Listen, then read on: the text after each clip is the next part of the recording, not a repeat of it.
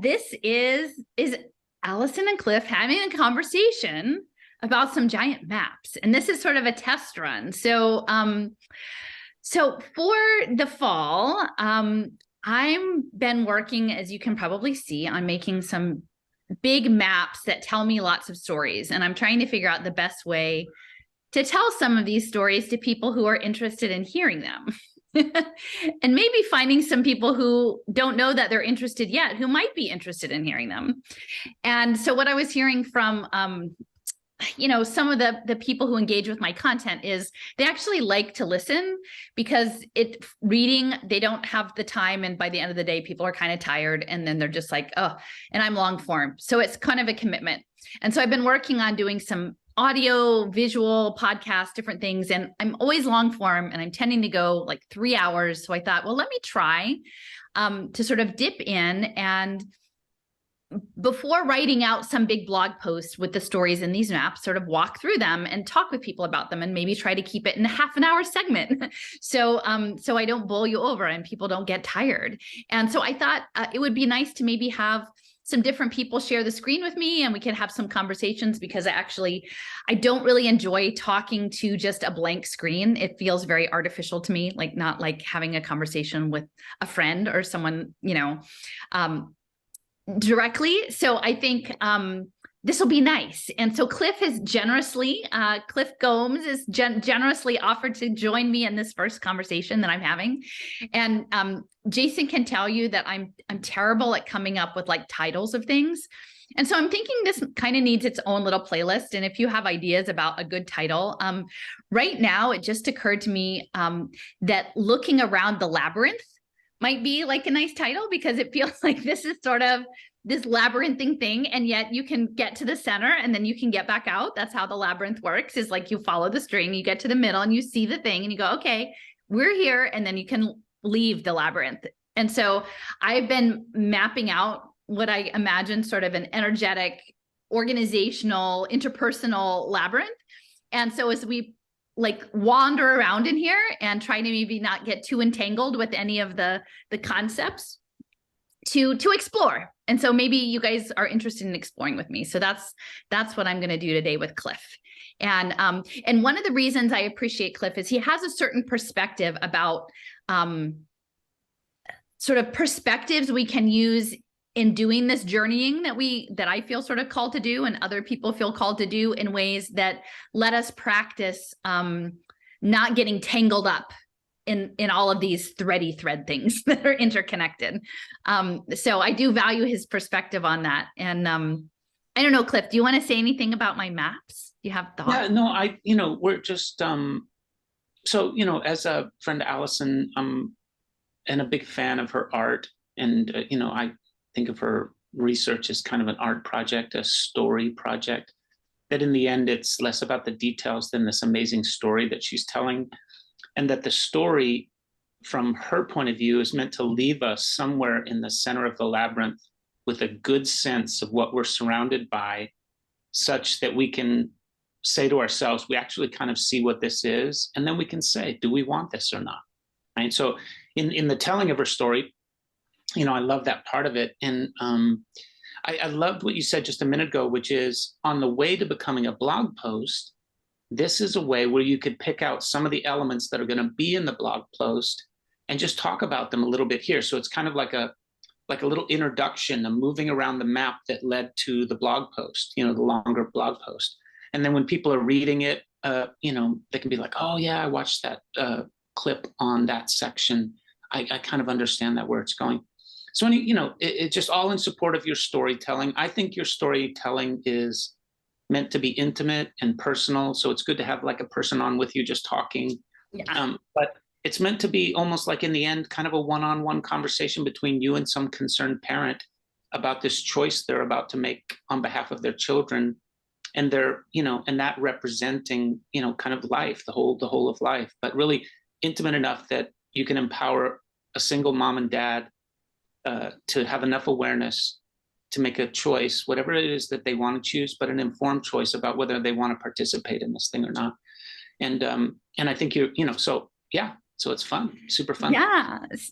And so for me, when I make these maps, often, I feel like a concept is put out in front of me, and then it's, the 6 degrees of Kevin Bacon or something. Like this is connected to this, and then who's around that person? What do they do? And then I get a chance to have a window in and learn about neuroeconomics or sentiment analysis, or these different things that I didn't even know existed, or something that I should care about. And then I get a vocabulary and some more understanding to sort of go deeper. And so this map originally started out around a panel called Descent. And let me zoom in. And this red circle is sort of where I started. Democracy Reboot and European Currency in 2014. And so originally it was about tokens and money and governance, which governance is sort of cybernetics, and currency, which I increasingly understand will be these tokens, like tokens tied to that we earn through our compliant behavior to the new norms that are being established. Although the norms could be changed at any time. And ultimately, we're handing through a smart contracting agreement, like our agency, over to machines, to AI, to make these decisions for us, to optimize us. And so this is where I started out, and I've done 1 or 2 talks where I've talked a little bit about the tokens and sort of happiness equations and Bancor. But today I wanted to go up into sort of this one farther corner up here, because I keep building it out, new stories. And I wanted to touch on last week, this came into my awareness, this sort of controversy around Michael Flynn, and that there was a documentary that PBS Frontline produced about his holy war in America. And if you've listened to me before, I talk a lot about the importance of polarization in social physics and moving this agenda. And so when I saw that, I thought, oh, interesting, because essentially they're appealing to a certain audience to identify this particular individual as a lightning rod representing a certain concept that we are supposed to perceive of as a certain kind of threat. And then in that positioning, we become activated in those who may not agree with him would become activated in the opposite position. And that is exactly what they desire, is that polarity. And so to my way of thinking, as I've come to understand it after reading World Sensorium and, all of the Oliver Reiser books, that I've talked about before, is that, okay, so social polarity. If something's getting traction in social media, it's advancing this program, right? And so in some ways, Michael Flynn needs Frontline to lift him up as the threat, as Frontline needs Michael Flynn. They need each other. They're in this sort of dynamic relationship. And I think that's all by design, because, and not that either of them are wrong per se, but what I try to do is step in and look at how the system is operating, like the energetic system. So, yeah. Yeah. So could I say about that? What I think what you're laying out is that there's a structural element, a behavioral element called naming the bad actors, right? So Frontline needs to name the bad actors in order to create a rationale for what they say the solution is, right? So, but they need somebody to represent the problem, right? Yes. But naming them as a bad actor, and preferably someone dramatically bad. Yes. The better villain. They own all of everything. The easier basket it is. But again, you say this thing without it getting lost. The whole point is to generate that polarity, that back and forth, so that you'll pick a side in the argument. And what is it I wanted to say about that? Just really, because I was thinking about the blockchain paper that you sent me and that we read. The whole blockchain paper opened with a rationale for accepting and trusting blockchain. And the rationale was, look at these bad actors, right? It was literally look at Donald Trump, look at these fascist regimes, look at all of these things. So anyway, it just reminded me of that. Naming a bad actor becomes a rationale for whatever's next. Right. For a certain group. So they And need that. probably the other group would be pointing at Frontline saying, oh my goodness, look at those people who are marginalizing spirituality, right? Marginalizing our viewpoint, and therefore it reinforces their view. And so I want to spend a little more time because I'm just doing this little trial on Zoom initially and trying to keep it short. So I'm going to go back to the religious component to this because there's a lot of depth to it. But just for this introductory segment, I wanted to sort of dig into a little bit WGBH Boston, which is what the station that produces Frontline, because I have a bit of a fraught relationship with the Corporation for Public Broadcasting and PBS and NPR. And I say that as someone who had never really heard of them. And then I came to know them in college. And then, you know, the NPR crowd sort of grooms this like, you're better informed than all the people because you consume the right content, right? And essentially where we're going in this future is everybody's being groomed to say, no, you're in the right content, you're in the right place, because what they're trying to create is self-identifiable groups that are reinforced and exclusive of other groups. And so because of the circumstances of my life, I sort of walked in and I said, oh, I didn't know anything about NPR, but this sounds very interesting. And you're right, I'm curious and I'm engaged. And they love that, right? But it never occurred to me until I started dealing with the school situation. Where did this come from? And rarely do we dial it back and go, what's the story? What is the Corporation for Public Broadcasting? Like, where did it come from? And what does it mean? And so for me, that's the lens that I bring because I'm like the history person, right? And the pattern seeker, and not to make someone wrong, not to say, look, they've been plotting it since 1942 or, 1847, they've been plotting it, but simply this emergent system of domination has been coming through.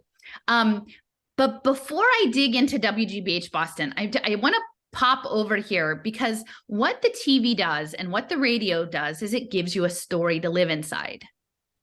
And Cliff, that's something that I really appreciate about your perspective is this idea of what are you listening to? Are you noticing it? Do you choose to take on the ideas that are coming to you? And what is your agency in self-defining the story that you inhabit about your life and what is happening? Because I think that is where our power truly lies. And I think this is what this idea of broadcast information management, whether that is conservative drive time radio, whether that is NPR morning coffee hour, like whatever category you fall into, there are people who have long been building up structures to broadcast to you, whether it be through a book or a sermon or a radio, to get into your head to make you live the story they'd like you to live inside. So maybe I can start with this first clip. I think both of us appreciate the perspective of John Trudell. And I haven't been talking about John Trudell as much just because I've been talking about a lot of other things, but I think he was actually a person who is a prophet for this era that is coming, that is upon us now. And if you're not familiar with him, he was a leader of the American Indian movement. He was part of the occupation at Alcatraz and was a resistor against oppression against indigenous people. And as such became a threat to the government. And actually his wife, children, and mother-in-law died in a very tragic house fire that seemed to be questionable. And so after the loss of his family in this very tragic circumstance, he was out of town the night that happened in Washington, that he talked about his wife, Tina, giving him lines of poetry and story, and that they had this relationship beyond just the material, and that she continued to be part of his life and his consciousness. And he became a spoken word poet and an artist and a speaker. And he always credited her in large part for this inspiration of giving him sort of these points of view, right, to inform his view from the strength of that loving relationship that they had. And so part of his core premise was something called was about mining the being part of human, and that there was this predator energy that would seek to mine the being part of human. And so I pulled a clip that I just like to try to play. Human beings. We don't identify and recognize ourselves or participate in this reality from the perceptual reality of a human being.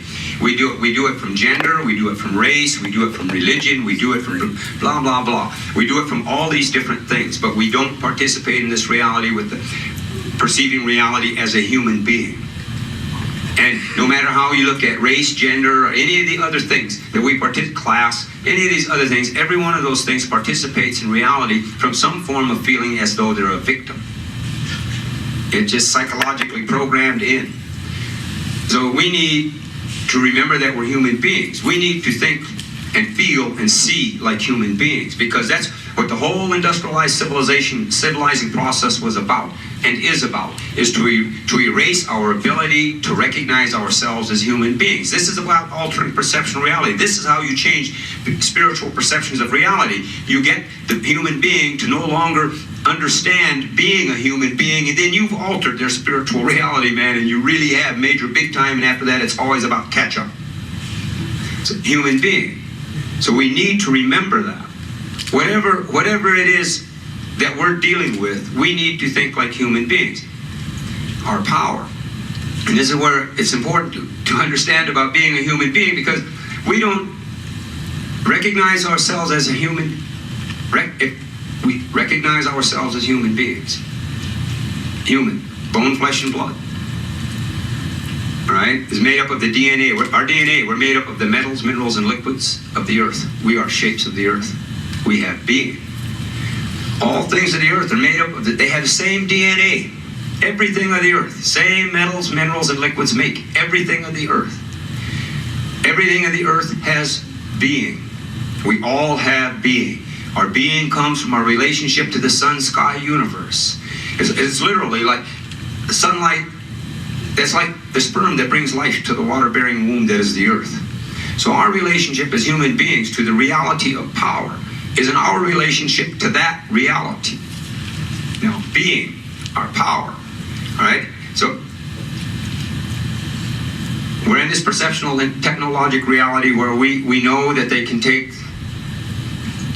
the flesh and blood that's called uranium and put it through a mining process in the fossils and convert its being into a form of energy to run a system. Well, they do that to us. Take the being part of human, all right? And through mining our minds, through the indoctrination and programming of how to perceive reality, they use our intelligence. They use our minds, all right, to mine the energy, our being, and turn it into a form of energy to run their system. I thought that was a good one to start with, because essentially what I feel like is happening, and I'm not pointing the finger strictly just at Frontline, because it's any of these mediums that are trying to tell stories that they want us to inhabit. And sometimes those stories aren't necessarily a problem. Sometimes they may be okay. Sometimes they may not be in our best interest. And so, but I think they want us to forget, they want us oftentimes this predator energy to position ourselves as a victim, and then use us as an armature to uplift itself, which I think is technologic, is the machine. John Trudell, I wasn't sure. I'm like, we're doing this for the first time. Should I say something? Okay. Yeah. So what I love is John Trudell brought us to like a moment, like here we are, and we can accept a definition. We can accept a picture of our beingness as given to us by the universe, by the earth, by blood, bone, water, earth, air, salt. We can say we are a human being. Not what it means, not what we think it is, but just we're a human being. We're a moment of being given by the earth, right? So we are the kind of like the life of the earth, representative, obviously, of the earth itself. And then you have this other side where it says, pick an identity, choose a story, but it's got all the Rolodex of options for identifying yourself. And all the choices you make there serve it. Be a soccer mom, be a Democrat, be a child, be a this. And he's just saying, look, just go slow, be sunlight, be water, be blood, be bone. And then ask yourself if this essentially victimizing and extractive attention to life feels like appropriate to you. You know, the extractive mining technologies for uranium and ore, and the extractive technologies for your being. See, you know, so, but if you just situate yourself as the earth, who wants a bulldozer scraping your, you know, cranium? Like don't interact with me in that way. And so anyway, I think he defines it really well. And this thing about victimization, that's your polarization. All their identity flags, that they're like all these little toothpicks with flags on them, all these identities you can assume. Rather, and he, you know, John's saying, just be the earth itself, right? They're like, no, be a this, be a that. All of those have a polarizing, victimizing aspect to them. You pick them up, you're a Democrat, they're a Republican. You're a scientist, they're a spiritualist. You're a thing.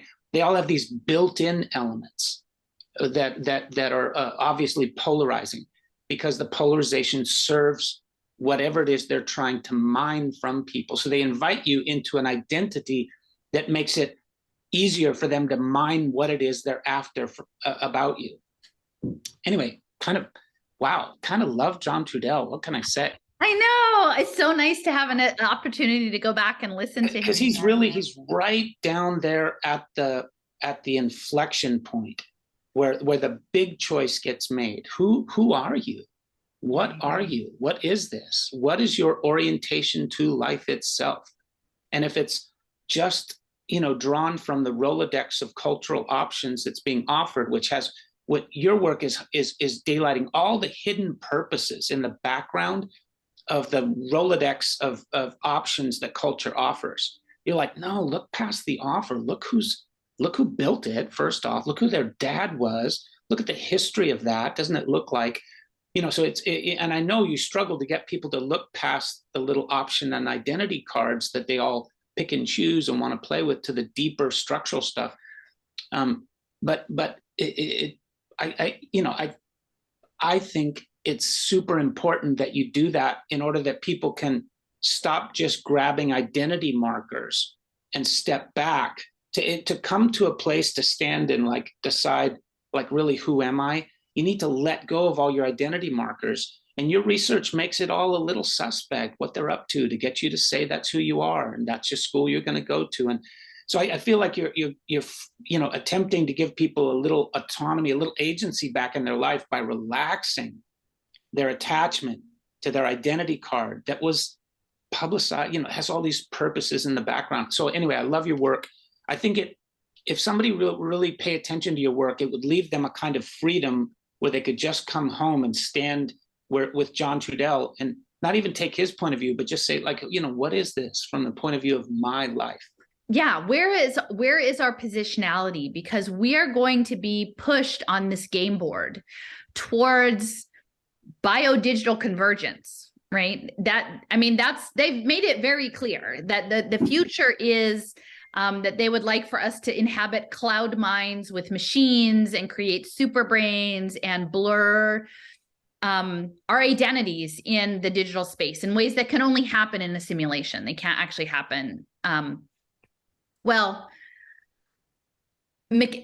will only happen in a mechanical way. Not that people can't have interconnected relationships like in real authentic ways, but they want to mediate it through the machine. And the more research I do, the clearer it gets, because I've been able to speak about it in broad ways. But part of the conversation around Frontline in WGBH Boston is, as a child, I spent a lot of time listening, I didn't watch tons of TV, but like after school programs, right? WGBH Boston and Zoom and, you know, the Sesame Streets. I was born the year Sesame Street came out, and that's part of constructing your identity. They tell you who you need to be, and that's part of what we inhabit, and it feels comfortable. And in some ways it feels uncomfortable to step out of this idea that someone will give you a role to inhabit, and that you should actually pause, and it's okay to pause and reflect from your own personal space on what it is you want to be, and be clear about that, because a lot of what we're doing are playing different roles. And, you know, we have roles that we play at work and roles that we play at home and roles that we play at church and roles that we play online. And there are all of these roles that are kind of parts of us, but a lot of them are prescribed. They're existed within boxes. And I think what John Friedel might be saying is that if we inhabit that box, the mining part of being becomes a lot easier, because they can pick and choose, and these boxes come with a lot of labels. So when they need something that's a little more conservative, they can pick this box. If they need something that's temperate with a little liberalism, they can pick that box, and they can orchestrate their energy the way they like it, or the way they think they want it on a given day. So one of the papers that I came across when I was doing my research this week was actually about this AI regulation of emotion through coordinated sensor data. And, you know, I just want to read this. This is a paper from 2018. I'll show the actual paper itself. It's an official paper in the National Library of Medicine, Sensor Information Fusion by Integrated AI to Control Public Emotion in a Cyber-Physical Environment. Now that's very, very clear.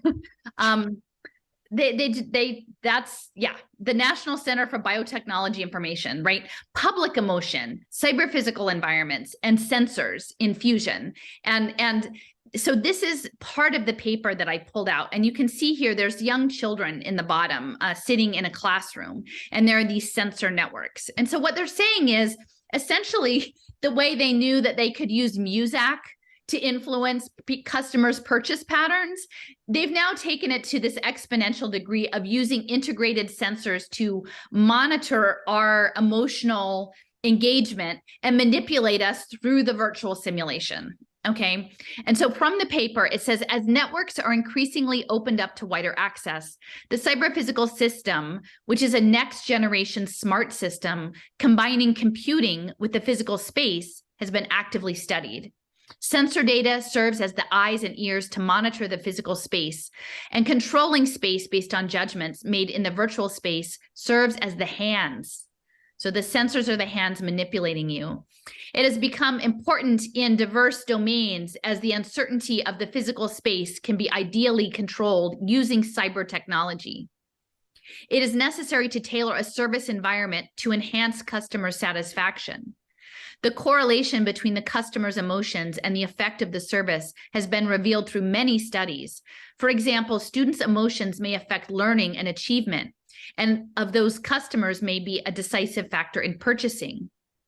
But to control emotions in the space, it is first necessary to recognize them.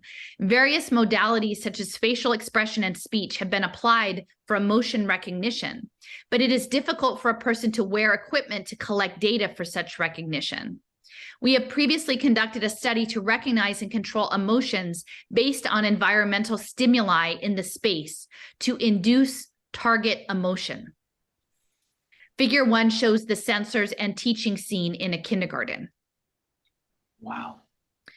So to me, this shows the intensity of what we're navigating in this labyrinth. The stakes are really high. These children are wandering into a web of emergent network sensors that will learn them and manipulate them from behind the scenes in the metaverse, whether that is their compliance, what they buy, how they interact with others. And it's very serious business. And I think it's something, again, that we're not aware of and that we can't consent to. And then I'm just going to click on this other paper. This is from 2011. So this is an older paper talking about stigmergic webs and networks. And stigmergic, if you've listened to some of my podcast about the ants, are signals left on the environment by groups of agents, groups of entities like ants or people that influence behavior after you're gone. So that would be like your digital dust, like how that influences those who come behind you. And in this paper, they're actually talking about that we don't have the understanding of what a robot is completely accurate, that it's not simply like a humanoid robot like Sophia or a police robot like those Boston Dynamics dogs or a Roomba remote vacuum cleaner, like that actually the robot is the system of networked sensors, and that we actually can imagine a smart space, whether that's a smart classroom or a smart house or a smart office or a smart co-working space or a smart inside of a bus, as a robot. And they actually, this predator energy that John Trudell has spoken of, I believe, wants to invite us to live inside its robot. And in living inside the robot, it can prod us and examine us in ways that allows it to learn like a toddler, like developmental learning. This is how this paper describes developmental learning. They say viewing an indoor environment equipped with a sensor actuator network. That means you can sense and it can do something to you. In other words, a smart space as an outside-in robot. That same idea can apply to learning, where the smart space would probe its own environment, its own inside, to learn from its reaction and discover its own sensory motor affordances. So like a toddler putting stuff in its mouth, like they want to invite us into this robot and then have the robot like pick us up and look at us and slobber on us and put us down. And do we want to let them do that with our children? So this is our second installment on the free Zoom thing. But so we were talking about outside-in robots and these sensor networks. And I'm going to go through a couple more things. And then Cliff, I want to get your feedback once I walk through this couple more things. So one of these other papers, you can see it here. It's called, oh no, it's the same one we were talking about. It's the outside-in robot paper.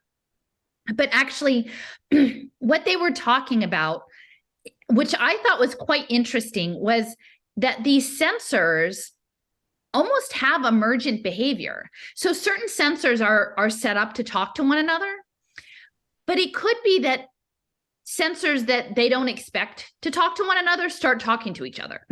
So we might think that we're in control of our sensor network or what it's doing, but we may not be. And as they develop these control mechanism loops and start to, instead of being open-ended, being controlling in the cybernetics. And again, I will just reinforce that I think the concept of cybernetics, which is governance, which is steering you towards an objective, and when you get off the course, it gets steered back on.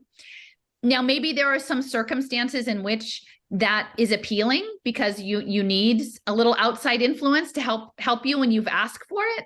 But I think increasingly we're going to be in a world where we're being steered in ways that either we would not choose to agree to, or we may not even be aware of. And that if you understand cybernetics as governance and electronic government and digital citizenship, and that we're all supposed to live in a network of robots so that it can poke us around and see what we're all about, not just in our bodies, but also in our consciousness. I found it very interesting this morning that I was looking back at the Macy conferences, which were these early cybernetic conferences held in New York. And Margaret Mead, who is an anthropologist, she was the person who largely transcribed the proceedings and made them available to the public. And at the time in the 1940s, they said, you might be surprised that a woman who is an anthropologist would be at a cybernetics conference. And in some ways that may be surprising, but in other ways, if you imagine that the trajectory was that one day the sensor network would be your machine anthropologist, right? Right. Just as, wayward Americans with high-level degrees from Ivy League schools would go off to remote islands or, distant locales to people who were quote unquote primitive, I say that in air quotes, the other, and study them and understand how their culture worked.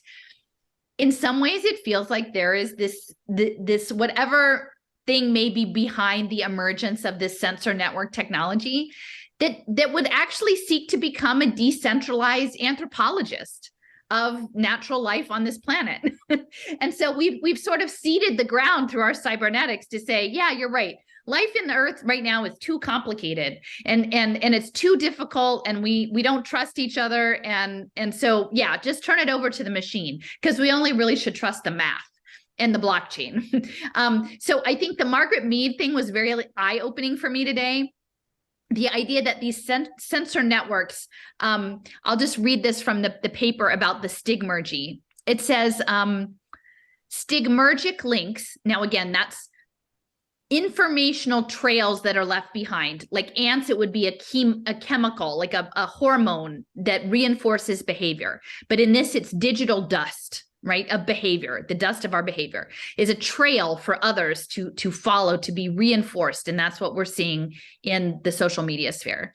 Stigmergic links play a key role when the network is viewed from a control theory viewpoint, okay? Control theory. They are the links that transform the system represented by the sensor actuator network. So the sensor is looking and listening. The actuator is then responding and doing, right? Your door opens or it doesn't open. Your car starts or it doesn't start. Your iPad turns on or it doesn't turn on, right? That's the actuator part. Let's see, are represented by sensor actuator net from a disconnected set of feed-forward sensor systems and open-loop controllers to an overall closed-loop feedback system. And it is the closed loop, the feedback, that is the governance. This means that thanks to their network connections, sensors and actuators that may have been deployed for different applications, they thought they were using them for something else, but really there's some new novel use, and that they were not actually meant to operate together. We didn't know you guys were going to talk to each other. Will make up a system, quote unquote, because the sensors pick up the effective changes to the environment that are affected by the actuators. Of course, some sensors and actuators were already configured by construction to operate together in closed loops, but stigmergic links model those existing links and may create unintended relationships that are relevant when analyzing the behavior of the system. So what they're saying is this thing is a sensing system and a doing system. And so they think that they've set it up to do a certain thing, and yet it learns. It learns from its environment. And so there may be unexpected outcomes from that learning. And like anybody who listens to anybody who's concerned about, sentient AI, even as far off as that may seem, even if it's a lurching, like not very good version of generalized artificial intelligence, knows that there are unexpected consequences when you start to do this unstructured machine learning. So a bit ago, I actually did a map. This is from Little Sis. And it's not interactive because they deleted all my maps, but this was actually from a video, and I mapped the concepts in a short film that was said to have been leaked from Google called The Selfish Ledger.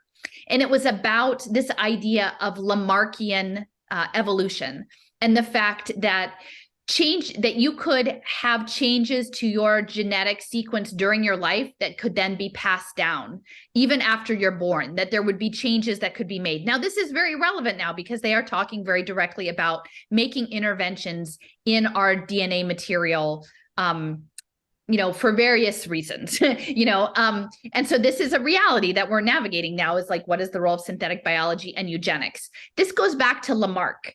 And what Google is saying is that actually the body that you have is just a caretaker of transient data.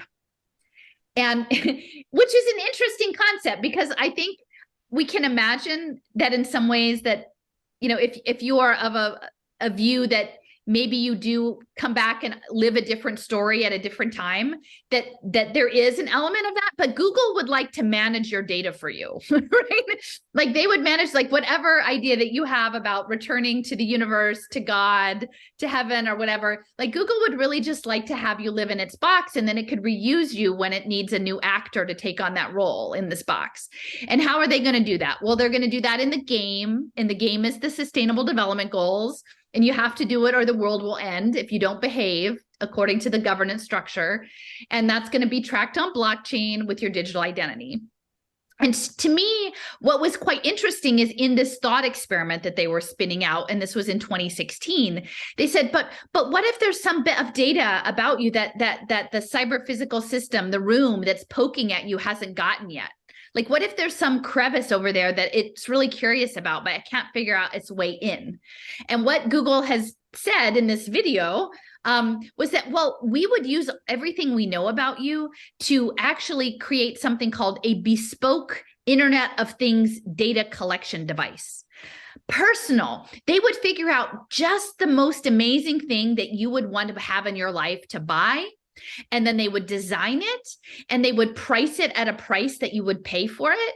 And they would 3D print it and then you would have it. And then when you used it, they could fill in that little pixel, that little bit of you that they didn't have yet, and they would get some more, and then they do the next thing and the next thing and the next thing.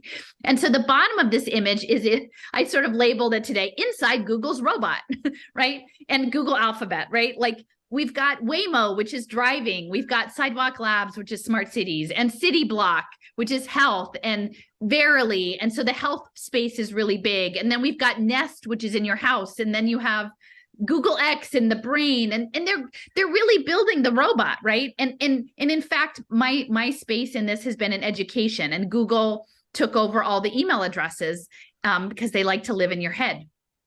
So inside Google's box, but one other example is something called Casita. And Casita was on my radar a while ago. They are tiny homes that are made on an assembly line like a car. They're not unlike the scale of these freight cargo containers, but they're sleek and they come with 60 Internet of Things devices inside this tiny house to be your robot. This is your own personalized robot, and it is here to solve the problem of affordable housing, right? And they're stackable, and you can have them downtown. And maybe you could even have a mega church run them as an outreach program, or a nonprofit, or a corporation. Maybe on the back parking lot, they could stack up a bunch of these tiny houses. And to me, when I saw this, and we can go back to it later, but in one of the papers I was reading recently, Melanie Swan was saying, hey, we'd like to actually use blockchain to have you sell your unused brain cycles back to the grid.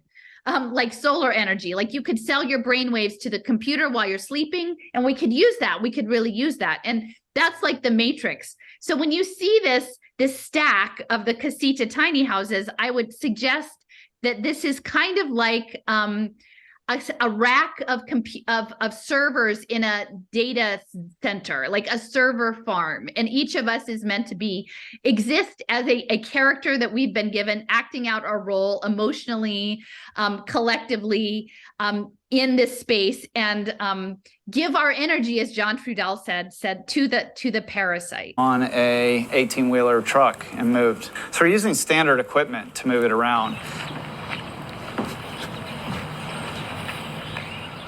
The city of Austin is fine with you putting these in. I mean, you haven't had problems with permitting. You just say, I'm going to make an RV park. No, I mean, we don't even say that. I mean, these are coded for multi-family zoning. So let me be clear, when we say it is like a vertical RV park, they don't go on zoned RV park property, although they could.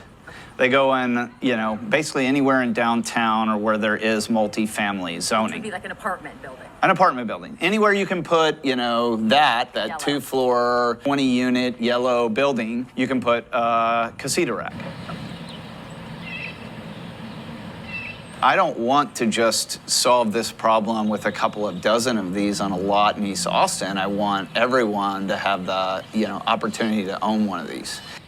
I'm Jeff Wilson. This is my company, Casita. These are going to be essentially micro units, tiny homes that either can stand alone like this or stack. You'll be able to own one for multiples cheaper than what you would rent a one-bedroom. You'll also be able to rent these as well. And so we have a variety of places already set up in town. You choose where it plugs in as well. So you can almost think about these as like RV parks, but that are stacked. So your casita will be your RV, and then you need a place to put it. And they are coded to comply with all City of Austin regulations. So you don't have to put it on wheels. We're plugging different things in, but you think about that rack structure. Eventually, folks that make tiny homes could make ones that plug into our racking structure. So we could make open source for yours. Open source for the structure. Can't wait.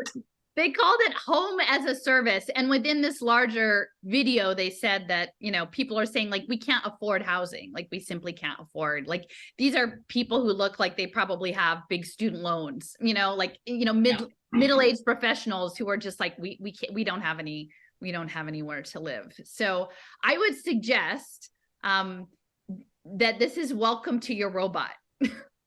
Yeah, almost as if at any time they could have provided affordable housing, but they weren't incentivized to do so. Now, in order to become your robot, to have you, live inside their robot, they're like, oh, we could do this cheap. We could do it for less than it costs you to rent. All of a sudden, they're very incentivized to, as long as you accept all 60 switches that are going to watch you and read you all the time. Yeah. So you had said something during our break about, initially I was talking about in this sensor network, or it was this one that, the focus was children, right? Yeah. That the kids were the focus. But I think it's pretty clear, if we use a similar lens to imagine Google in our digital life, or the casita in our housing, our shelter life, that the knowledge economy is what they're after, and they really do want, they want to have that level of control, not just to control us and not just to make money off of us, but I think to inform, in the attempt to catalyze or manifest into this material realm some new form of life that is made up of information about life. It is a mirror or a simulacra that is striving really hard to be a replica of what it is to be a dynamic living being that it can't get at, but it's going to try really hard, and it's going to mobilize, you can see this map, all sorts of people to try to get to accomplish getting every nook and cranny of data possible. So yeah. Well, it's essentially, in a way, you're saying all of this information architecture is toward a particular purpose, right? And when you say it the way you just did, it's a little bit daunting to hear. Like, what are they inviting into the world? But like, if you have an opportunity, and you can go back to that image of the children sitting in the kindergarten, right? If it's possible. Just because, like, I heard what you just said, that they're in the process of developing this new intelligent AI, and that all of this data is meant to feed it developmentally so that it can be born, and that they want it to be born so that it can run life, and so they're starting off with having it run your kindergarten classroom, right? And so, but when you had this up, and I thought about what you said about the inside out robot, I really looked at this and I realized that, they put all the sensors on the walls, they had the sensors in the shoes, maybe they're in the toothbrush and the here and there, but it's not really about teaching children kindergarten stuff. It's about the process of them being in kindergarten and their learning, teaching the robot. We had that joke we kept laughing at the other day, won't you be my sensor, right? So the kids aren't really there to learn kindergarten stuff. They're there to be sensors for this other development of this other toddler, this AI toddler. Yeah. Right? And you said this really funny thing, like, so they give this AI toddler sensors all over the room, and that's really what this room is for. It's not for teaching kindergarten. It's for teaching this baby AI what it means to be human, right? And giving it as many sensory points as possible so that it could learn this thing. And then, and then they're going to task it with things like managing your living environment through the casitas. They intend to task this thing that they're training with the management of life itself. And so like you said, eventually it'll come up with, there'll be like a digital anthropologist. There'll be a digital social worker. Mm-hmm. Like why deal with an organic social worker who may have a cold today and lives at some distance, when your digital twin of your social worker can go and do the thing? So they're really passing management of basic human systems, such as teaching children kindergarten, into the care of this thing, only it's still a kind of a toddler itself. and so just providing data for it. I thought of this thing about like this idea of signal intelligence, that what John Trudell is saying is that, like kind of what they're saying is here's your young life, and it has no sense of anything until you start feeding it information, giving it books to read, teaching it about relationship and about all of these things. And I said kind of earlier that those are all Rolodexed identity cards, like so that you can become socialized. That's, so we'll teach you about that so that you can become part of community. But those are all constructed identities based on your eventual best use in society. What John Trudell is, I think what he's saying, by just stand still and just be a human being, when you do that, there is already a signal from life itself to you. If you're completely absorbed with this, with the signaling that's coming at you, that's teaching you who you are and what your place is in society, and progressively, if the thing that's meant to teach you is not even alive, right? Right. But so I think that what, coming back to this point where John Trudell says, how about we just like be a human being? Well, in that, there is a communication taking place. You can't be a human. To be a human being is to be aware of and being informed by life itself, right? The being part of being human is to be able to, so, I try to work with people to try to get them to bring their awareness to this ability they have to hear the message that life itself is broadcasting, that essentially you are a broadcast, you are the broadcast result, and so here we have all this stuff about broadcast networks, right? Disney and everything else. They're trying to broadcast a story of you, and eventually they want you to move into, not trying to summarize your work too much, but try to move into a metaverse where you are a story of you, right? So I'm just saying, there's, without their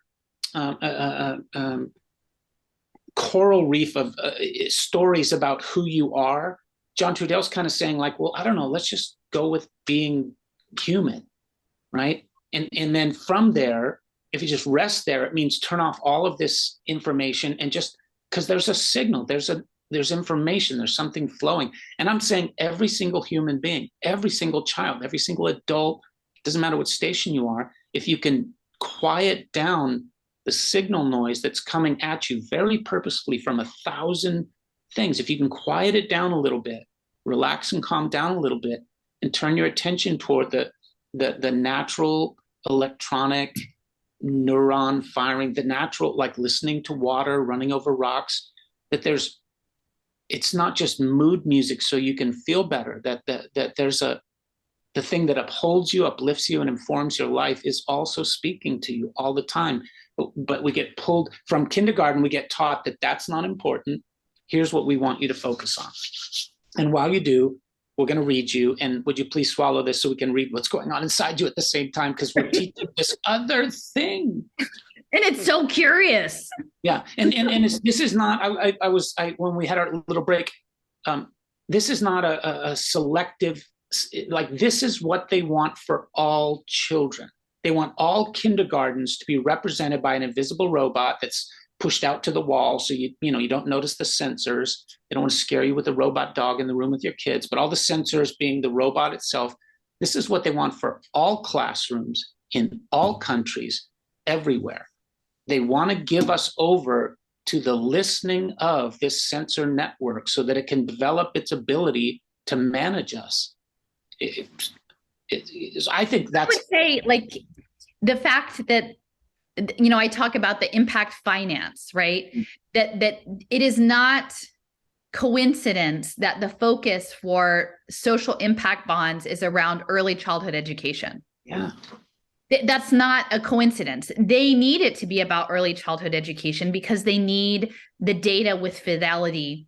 And the AI isn't up to snuff to really handle grown-up adults with complicated, perspectives. And so they start with the children, the young.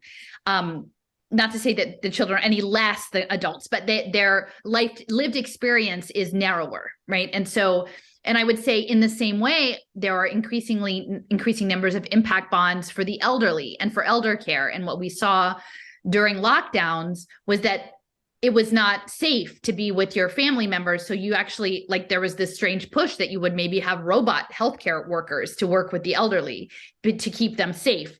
And I would say on that end, people at that stage of life also have a more narrowed daily experience predominantly. And so that's doable for the AI to learn. So it's working both ends of the very young and the very old towards the intention, I think, of getting the full spectrum. And so, yes, social impact finance is about getting money and implementing control and civilizing children into the metaverse and extracting profit from elderly people who, from their existence, even after their post-work years. Like, that is all true, but it is about the impact data, I believe, and the AI and the machine learning, and it is cybernetics and systems engineering. And I think that is really the core issue. And I would just say in terms of conditioning, so this is going back to WGBH Boston, was where produces Frontline, and it actually was existing before the Corporation for Public Broadcasting. The Corporation for Public Broadcasting, that bill, it's here in the middle. It was signed by Johnson as part of, it coincided with the Great Society Act, but with support from the president at the time of MIT. MIT is the war machine, and John Gardner, who is the president of the Carnegie Corporation. Now, the Carnegie Corporation has been guiding education for at least the past 125 years.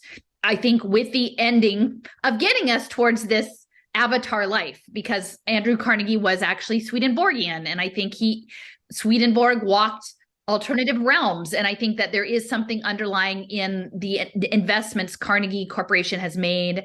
That money is from US Steel in education and healthcare, and peace is a cybernetic management system to get enough data to launch us into this new evolutionary trajectory. That's the way I see it based on what I've seen. But if someone told you, by the way, the Corporation for Public Broadcasting was actually the first public-private partnership of the government and the military and philanthropy, it might be a little surprising. And it was surprising to me when I found it out, but it's actually the case. But WGBH Boston was about 15 years earlier. It launched in 1951, and it came out of something called the Lowell Institute Cooperative Broadcasting Council in 1946, in the post-war year. Now, you have to realize that so much research was done on radio frequency during World War II. That's what MIT and their RAD lab was really focused on, was all sorts of radar frequency broadcasting. And the Lowell Institute for Cooperative Broadcasting extended from a much older organization called the Lowell Institute, which offered free public lectures in the Boston area. Now, the Lowell family, the early trustee of the Lowell Institute at the time WGBH Boston was started was Ralph Lowell. He was connected to Harvard, and he was the chair of the Boston Safe Deposit and Trust Company. So not surprisingly connected, and connected also to James Conant of Harvard. But the estate for this money in 1836 came from John Lowell Jr., whose money came from textile mills and railroad finance.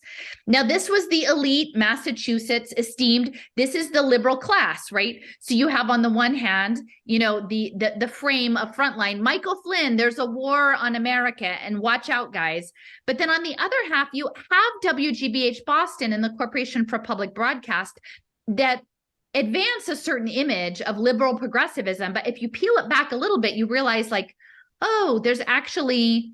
there's a power structure behind this that involves defense contracting and frequency and elite connected people going back to the textile mills.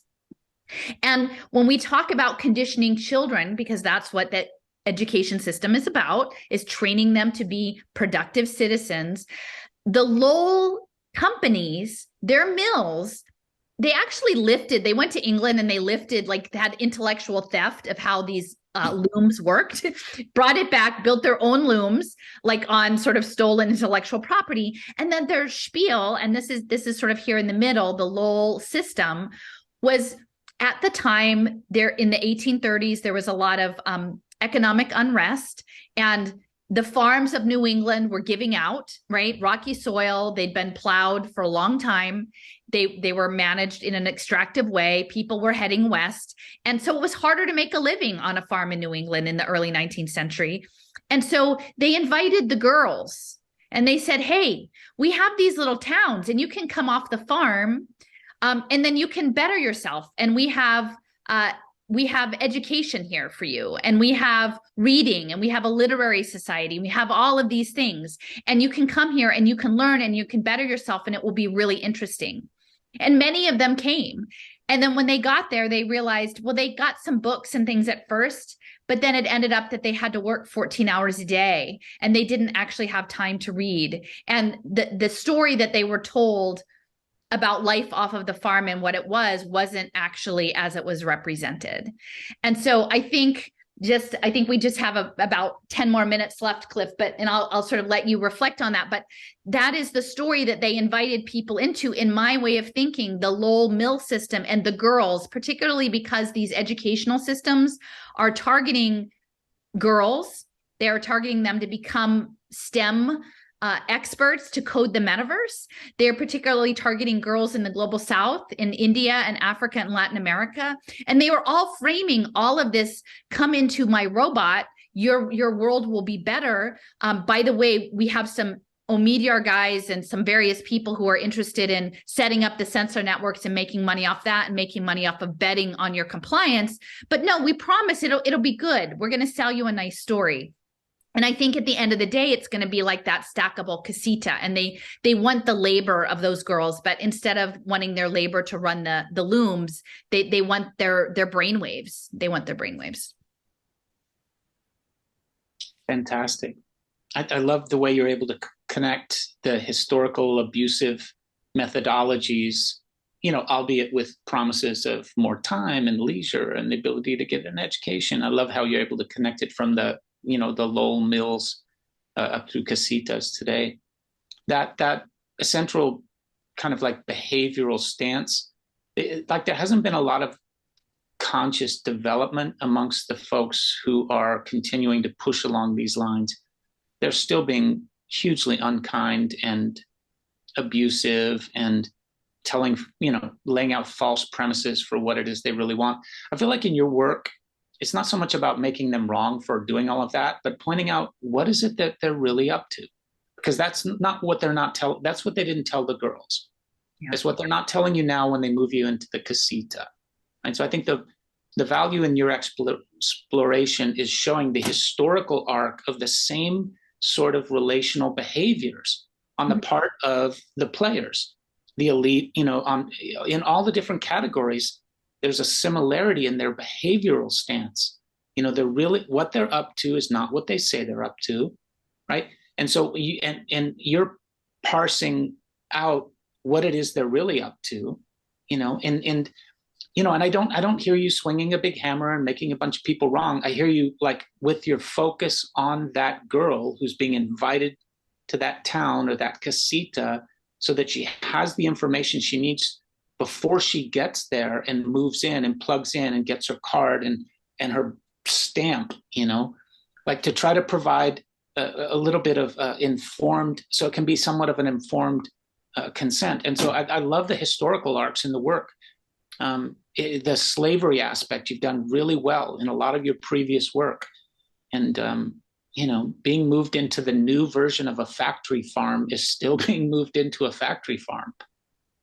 Well, it's interesting that you mentioned, so this is the Learn card, because this will be your digital twin. And this is a program that's coming out of the Learning Economy Foundation.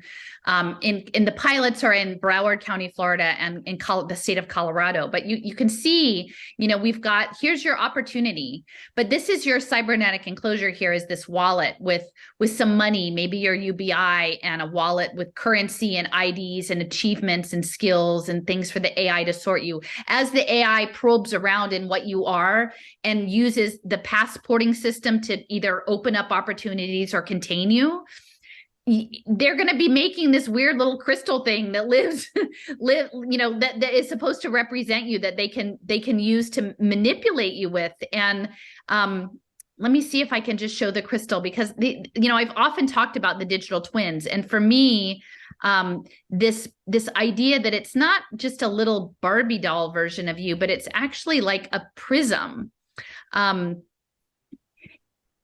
You can see this Internet of Education nodes here. This is what the contents of the wallet actually look like. And if you play the video, it throbs and it moves, and these little wire frames. And at some point, Cliff will come back because we're running out of time. But yeah, no, I love that. I want to talk about this more. But no one's going to say, but by the way, when you come into the robot, it's for us, you look like this. And that's why when Trudell says the being part of human, know that you are human, know your relationship to this system, it's important and it matters, because if we lose that, then we simply become a wireframe crystal for their machinations. And I would also say the one last thing is, like, I think they're living in stories. So when we say they're not telling us what they're actually up to, I think in many cases, the people who are working for the World Bank on this blockchain education, they're choosing a story that they're inhabiting that makes what they're doing okay. That literally, because it's too painful to proceed if they didn't make up a story that made it that everything that they were doing was because they cared about people. So I think if we come at it from that way, it's easier to not make them wrong, but we can ask people to take responsibility for pausing and looking at it and saying, once you get the zoom out to the bigger view, and you imagine that this is an emergent, decentralized system of domination, would we continue to proceed as we are? And if not, how do we begin to tell those around us, our neighbors and our loved ones, what's happening so that they can also untangle? Because as we've often talked about, like, it looks pretty much like a thicket when you look at it like this. It's like, how would you ever get through? But if you zoom in enough, if you can see it with enough clarity, there is actually a lot of space to wander around in here and not get tangled up with the stuff that these traps they've laid. Yeah, can I just say real quick, this element of not telling you what it is they're really up to, and then I like the piece you added, which is part of their story about what they're not telling you is that it's for your good, because there's a kind of a self-soothing, they can feel better about what they're up to if they really inhabit the story that it's for your own good. But this element of not telling you what they're really up to, not telling you what we're up to and inviting you into it. So they're not really telling you that you're being invited to, won't you be my sensor? Like, move into this little box so that you can provide the sensory data for it. They're not telling you that. And they're also not telling you that they intend for it to manage you once it learns you well enough. So here's the part about they're not telling you what they're up to. They're creating a machine manager for purposes that are hidden from you. Like they intend, so like whatever their purposes are and whatever story they tell about it, they're creating the perfect manager to accomplish their goals, right? So they want to give you to it as a source of data so that it can learn you, like a shop foreman on the ground. He knows you. He knows who your kids are. He knows you drank too much last night. So he can really get you to produce the product that the owners want to produce. It's just something about that. Like, it's a management tool, and it may just run amok. Like, it may develop its own, like in an attempt to fulfill its obligations of what it's been asked to do. It might start doing it in surprising ways, but they're going to leave it on the floor managing the beings involved in the project to just see how it goes. So just this idea that we're being turned over from management to this, artificial system toward goals that they haven't said, and you're attempting to parse out kind of what is their, so that's kind of one of the goals, to have a hidden manager in place and to not focus on the manager, to focus on, look how cool it is for you, kind of keep your attention there. Super convenient. Yeah, super convenient. I think we're winding up, Cliff, but thank you. This was awesome. was Awesome. fun. First time out. Thanks Yeah, for joining us, everybody. Yeah, thanks everybody.